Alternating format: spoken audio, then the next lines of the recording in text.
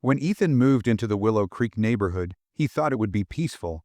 The lawns were trimmed like chessboards, the mailboxes painted the same dull beige, and the rules were written thicker than a Bible. His son, Liam, had just come home from deployment, 6 years in the Army, 2 tours overseas, the kind of young man who stood when elders entered the room and who never spoke of what he'd seen. But there was one person who didn't like their arrival. Her name was Karen Whitmore, president of the HOA, always wearing that wide-brimmed hat and sunglasses, walking her little dog like she owned the entire block. From the first day, she made it clear we expect standards here, she said, smiling tight. Military stickers on vehicles, those are. A bit aggressive, don't you think? Ethan didn't say much, he just nodded. He'd learned long ago some battles aren't worth fighting, but Liam, he wore his army jacket everywhere. Not for pride, not for show, it was his comfort, the one piece of home he carried from the desert sands to this quiet street. And one afternoon, while Ethan trimmed the hedge, Karen walked by with her little dog and stopped.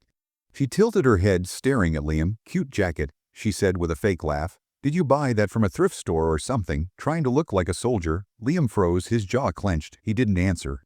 Ethan stepped forward. Ma'am, that's his real jacket. He served 6 years. Karen smirked. Oh, sure he did. Everyone says that these days. I'll have to check the HOA uniform code. We don't allow military cosplay around here. Ethan could feel the anger rise in his chest. But he said nothing. He just looked at her and for a brief second pitied her. Because people like that never see beyond their own gates. It didn't stop there. Karen started sending complaints, small, ridiculous things.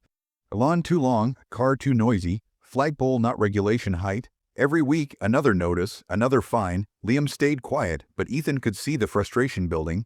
This was a boy who'd faced war zones, yet now he had to endure paper wars with an HOA president. Then came the neighborhood BBQ, an event everyone attended. Karen, of course, hosted it. She strutted around with a clipboard, judging everything from napkin colors to grill smoke. When Liam walked in wearing that same army jacket, the murmurs started. Karen stood near the food table, whispering loudly enough for everyone to hear. See him, the new guy's kid, claims he was in the Army, probably just a janitor at a base somewhere. A few people laughed uncomfortably.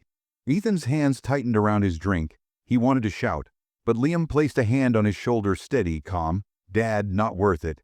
He whispered, but Karen wasn't done. She raised her voice. You know, it's disrespectful to wear medals you didn't earn. Maybe I should call someone to verify.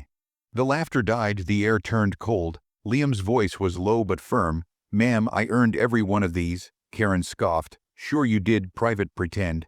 That's when Ethan saw something break behind his son's calm. Not anger, not pride, just pain, the kind that comes when sacrifice is mocked by ignorance. A week later, the neighborhood was buzzing. A new family was moving in big truck, official-looking cars. Karen, of course, was out front, clipboard in hand, ready to welcome them with her rules. Ethan watched from his porch as she introduced herself to the man stepping out of the car, tall, composed, in uniform. Hi, I'm Karen Whitmore, HOA president. We keep things very orderly here. The man smiled politely. Pleasure, Mrs. Whitmore. I'm Captain Ryan Whitmore. My unit just got transferred back home.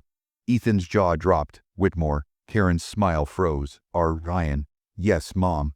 The man said, unamused. I thought you'd be happy to see me. Karen looked around, eyes wide, color fading.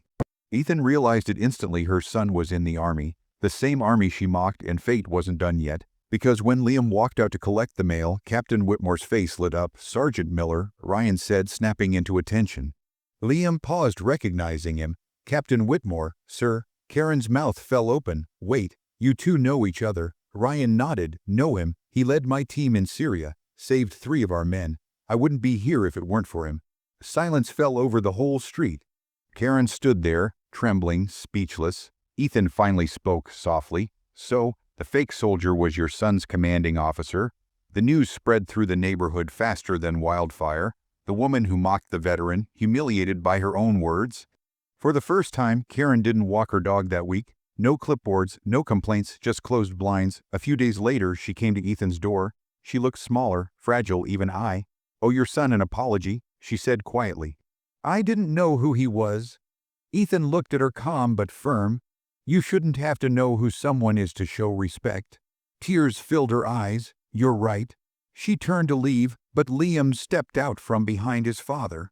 "Ma'am," he said softly, "I accept your apology, but not for me for every uniform you ever mocked."